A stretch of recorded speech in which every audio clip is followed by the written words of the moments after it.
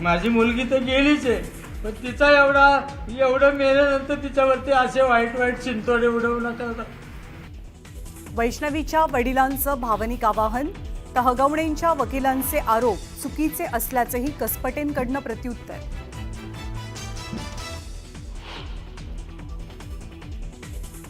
MG hectare गाडी book केलेली, हगवणेंनी वाद घातला म्हणून फॉर्च्युनर घेतली. वैष्णवीच्या वडिलांची माहिती, तर जावयाला दिलेल्या 1.5 लाखांच्या मोबाईलचं बिलही दाखवलं.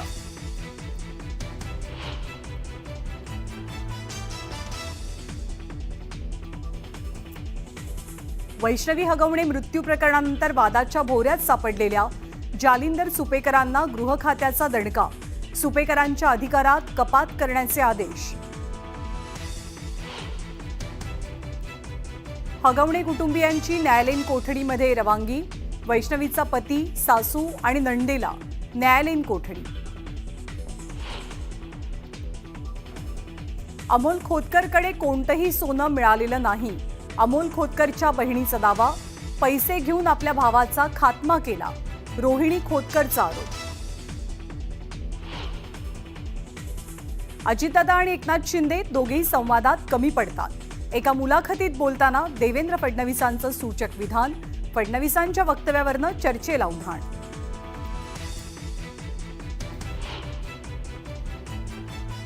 लाडकी बहीणसाठी आदिवासी विभागाचा निधी वळवलेला नाही, मुख्यमंत्र्यांकडनं स्पष्ट. ज्यांना अर्थसंकल्प कळत नाही ते आरोप करतात, फडणवीसांचा विरोधकांवर पलटवार.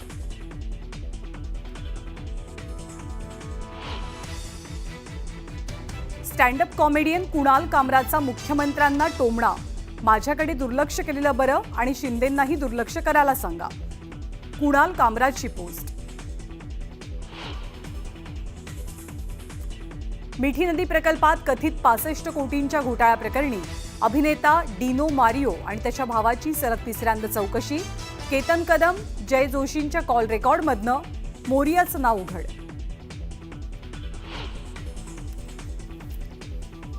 तलवार हातात घेऊन दहशत पसरवण्याचा प्रयत्न, व्हिडिओ व्हायरल झाल्यावरती आरोपी चंद्रेश वर्माला नागपूरच्या कळमना पोलिसांकडनं बेड्या. पंतप्रधान नरेंद्र मोदी बिहारच्या दौऱ्यावर, पाटण्यात रोड शो दरम्यान फुलांचा वर्षाव.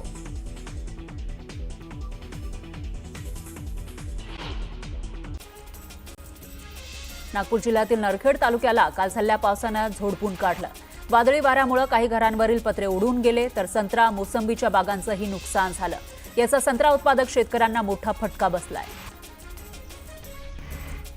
मे महिन्यातच मुसळधार पावसानं झोडपून काढलं, त्यामुळे भात पेरण्याआधीच्या कामाची तयारी झाली नाही. त्यामुळे रायगड जिल्ह्यातील भात शेती धोक्यात आली आहे. सध्या शेतजमिनीमध्ये ओल आहे, त्यामुळे सध्या तरी भाताची पेरणी करता येत नाही. नागपूर शहरातील बर्डी परिसरात पावसाच्या सरी बरसल्या, तर आजूबाजूच्या 1 किलोमीटर परिसरामध्ये मात्र ऊन पडलं होतं. त्यामुळे इथं ऊन पावसाचा खेळ पाहायला मिळाला. जालना जिल्ह्यामध्ये पावसानं जोरदार हजेरी लावली, यामुळे द्राक्ष बागांचं नुकसान होण्याची शक्यता आहे आणि शेतकरी चिंतेत सापडलाय. साताऱ्याच्या पाटण तालुक्यातील महिंद धरण हे ओव्हरफ्लो झालंय. पावसाळ्याच्या पहिल्याच टप्प्यामध्ये धरण भरलं, त्यामुळे शेतकऱ्यांना मोठा दिलासा मिळाला.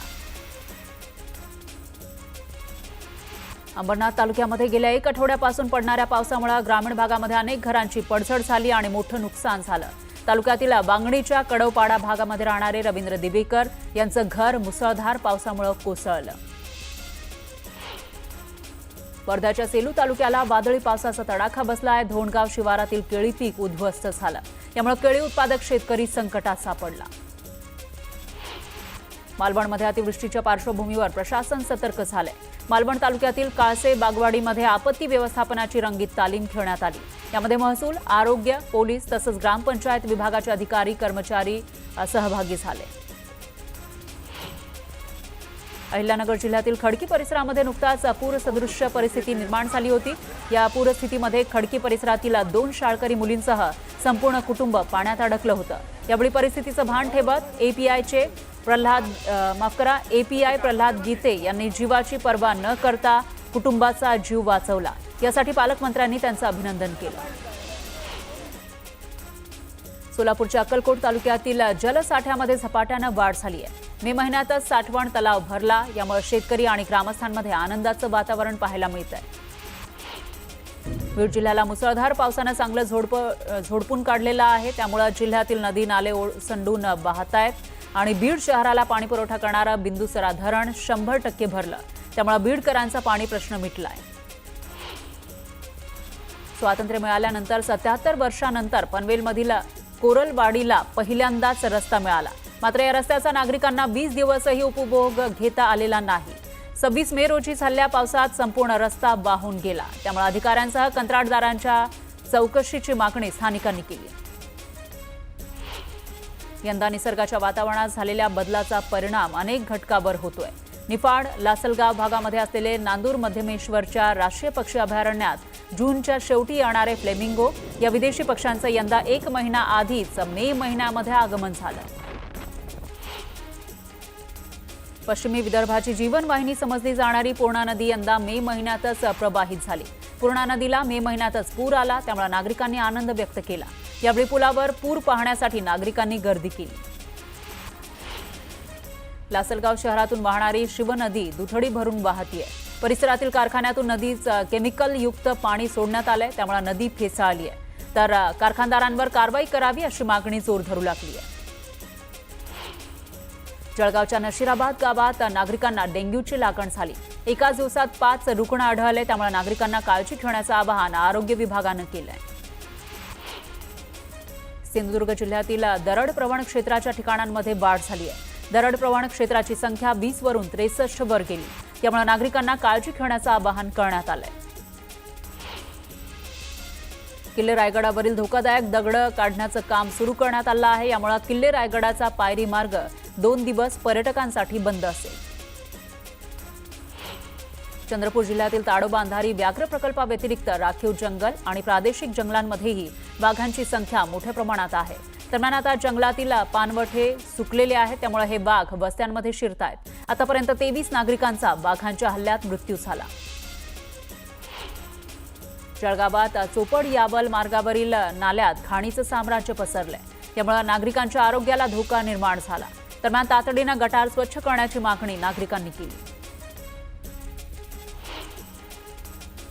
बुलढाणा जिल्ह्याच्या खामगाव शहरामध्ये तिरंगा रॅली काढण्यात आली. महाराणा प्रताप सिंग यांच्या जयंतीनिमित्त माजी आमदार दिलीप कुमार सानंदा यांच्या नेतृत्वात ही तिरंगा रॅली आयोजित करण्यात आली.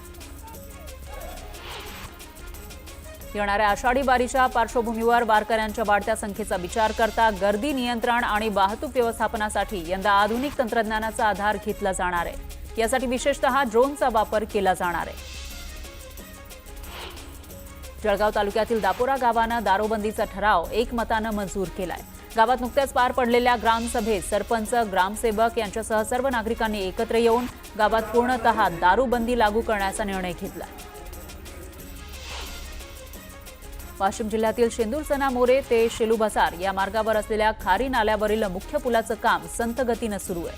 या मार्गावरील वाहतूक सुरू राहावी यासाठी या पुलाला पर्यायी कच्चा पूल तयार करण्यात आला होता. तो पूल पावसाच्या पाण्यात वाहून गेला. त्यामुळे 15 गावातील शेतकऱ्यांचे हाल होत आहेत. केंद्र सरकारनं धान्य खरेदीच्या केलेल्या किमान दरवाढीचं किसान सभेनं स्वागत केलं. मात्र वाढ केलेले भाव प्रत्यक्षात शेतकऱ्याला मिळाले तरच या वाढीला अर्थ आहे. सरकारनं आधार भावाप्रमाणे बाजारभाव शेतकऱ्यांना मिळतील असं करावं अशी मागणी करण्यात आली आहे. श्री तुळजाभवानी मंदिर विकास आराखड्याच्या 1865 कोटी रुपयांच्या मंदिर विकास आराखड्याला प्रशासकीय मान्यता देण्यात आली आहे. चालू आर्थिक वर्षापासून विकास आराखड्याचं काम सुरू होणार आहे. 13 वर्षांनंतर गोंदिया जिल्हा सहकारी बँकेच्या निवडणुकीचं बिगुल वाजलेलं आहे. सहकारी बँकेच्या या निवडणुकीत 894 मतदान आहेत. तर अजित पवार गट आणि भाजप एकत्रितपणे या ठिकाणी लढवणार आहे. यानंतर एक ब्रेकिंग न्यूज आहे. ठाण्यामध्ये एटीएसची मोठी कारवाई पाहायला मिळते. पाकिस्तानच्या इंटेलिजन्सला माहिती पुरवल्याप्रकरणी कारवाई करण्यात आली आहे. रवी मुरलीधर या 27 वर्षीय तरुणाला अटक केली आहे. गेल्या 7 महिन्यांपासून प्रतिबंधित क्षेत्रातील माहिती तो पुरवत होता पाकिस्तानला अशी माहिती समोर आली आहे. गुप्तहेर रवी मुरलीधरला सोमवारपर्यंत पोलीस कोठडी सुनावण्यात आली आहे. एकीकडे ज्योती सापडलेली होती. ज्योती मल्होत्रा युट्यूबर, त्याच्याबरोबर तिच्याशी संबंधित असलेले अनेक जण हे सापडलेले होते. आता ठाण्यामध्ये, महाराष्ट्रामधील ठाण्यामध्ये एटीएसनं कारवाई केलेली आहे आणि पाकिस्तानचा गुप्तहेर हा ठाण्यामध्ये सुद्धा होता.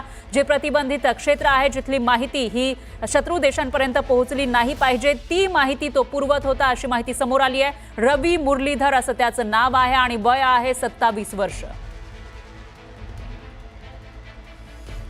तर गुप्तहेर रवी मुरलीधरला सोमवारपर्यंत पोलीस कोठडी सुनावण्यात आली आहे. त्यामुळं या पोलीस कोठडीतून आणखी काय काय समोर येतं, कोणकोणती माहिती त्यानं पुरवलेली आहे पाकिस्तानला, ते बघावं लागणार आहे. पाकिस्तानच्या इंटेलिजन्सला तो माहिती पुरवत होता अशी माहिती समोर आलेली आहे आणि त्याच प्रकरणामध्ये एटीएसनं कारवाई करत त्याला ताब्यात घेतलं. याविषयी अधिक माहितीसाठी आपले प्रतिनिधी अजित मांढरे हे आपल्यासोबत फोन लाईनवर जोडले गेले आहेत. अजित, अतिशय धक्कादायक अशी ही बातमी म्हणावी लागेल. पाकिस्तानचा एक गुप्तहेर महाराष्ट्रामध्ये होता, ठाण्यामध्ये होता. नेमकं कधीपासून तो हेरगिरी करत होता आणि कोणकोणती माहिती पुरवली असावी?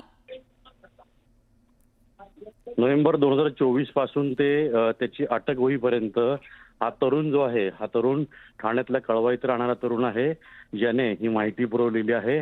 तो एका खासगी डिफेन्स म्हणजे खासगी संरक्षण दलाच्या एका कंपनीमध्ये काम करत होता, जिथं संरक्षण दलाचे काही वस्तू किंवा काही उपकरणं जी आहेत ती तयार केली जातात. तिथली संवेदनशील माहिती, त्याच पद्धतीनं काही मुंबई आणि ठाण्यातल्या काही संवेदनशील भागांची माहिती, ज्या प्रतिबंधित आहेत क्षेत्र असे, तिथली माहिती त्यानं पाक इंटेलिजन्स ऑपरेटिव्हला पुरवलेली आहे.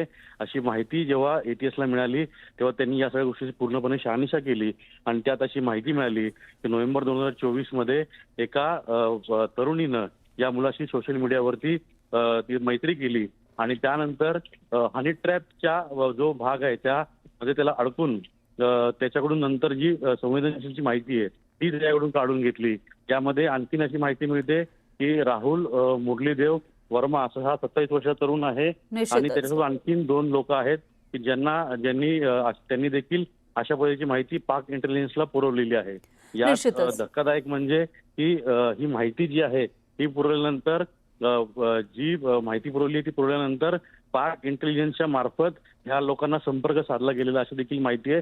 पण हे नेमके कोणत्या हनी ट्रॅपमध्ये अडकले होते आणि त्यांनी असं काय केलं की जेणेकरून त्यांनी इतकी संवेदनशील माहिती जी आहे ती दिलेली आहे, तर त्याचा तपास देखील तपास यंत्रणा करते. अगदी बरोबर आहे अजित, याविषयीची अपडेट आपण घेत राहूया. धन्यवाद तुम्ही दिलेल्या या सविस्तर माहितीसाठी.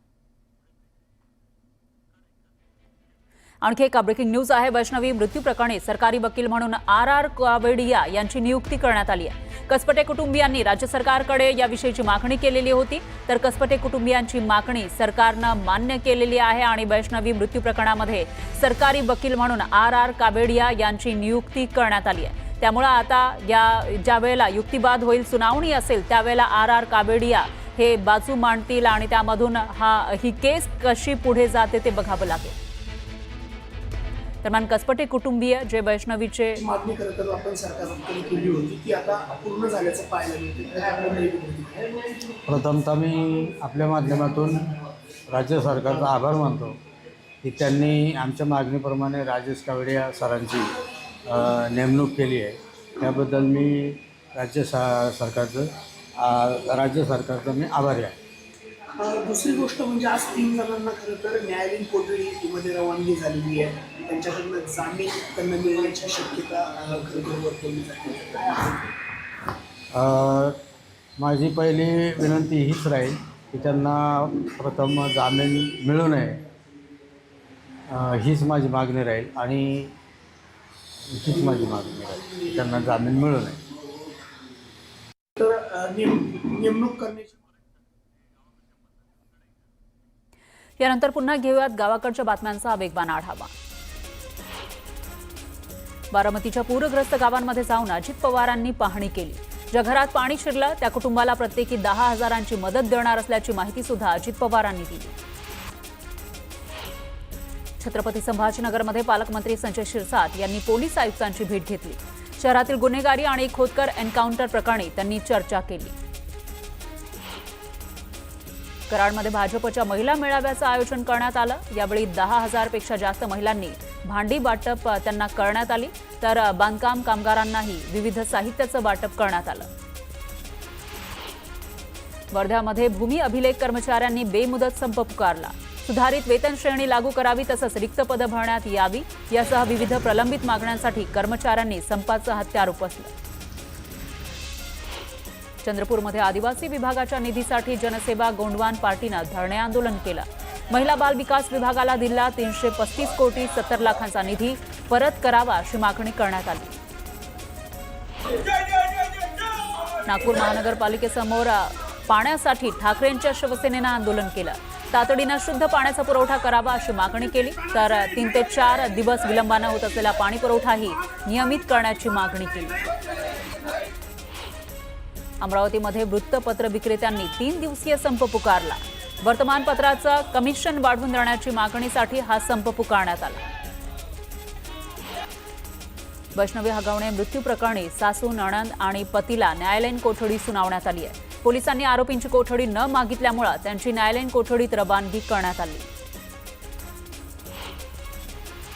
मेल्यानंतर माझ्या मुलीच्या चारित्र्यावर शिंतोडे उडवू नका, वैष्णवीच्या वडिलांनी हे भावनिक आवाहन केलं. तर आरोपींच्या वकिलांचे आरोप चुकीचे असल्याचंही त्यांनी सांगितलंय. वैष्णवी हगवणे मृत्यू प्रकरणानंतर वादाच्या भोवऱ्यात सापडलेल्या जालिंदर सुपेकर यांना गृह विभागानं दणका दिलाय. सुपेकरांच्या अधिकारात कपात करण्याचा आदेश जारी करण्यात आला.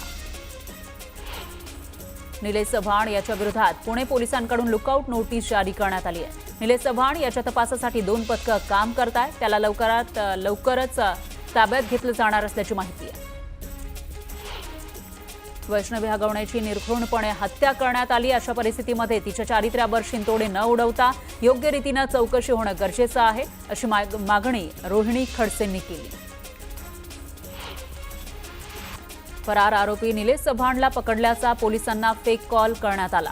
बक्षिसाची रक्कम मिळवण्याच्या हेतूनं कॉल केल्याची माहिती समोर आली. नांदेड सिटी पोलिसांकडून फेक कॉल करणाऱ्या संतोष गायकवाड विरोधात गुन्हा दाखल करण्यात आला. वैष्णवी हगवणे मृत्यू प्रकरणी आता नवनवे खुलासे समोर येत आहेत.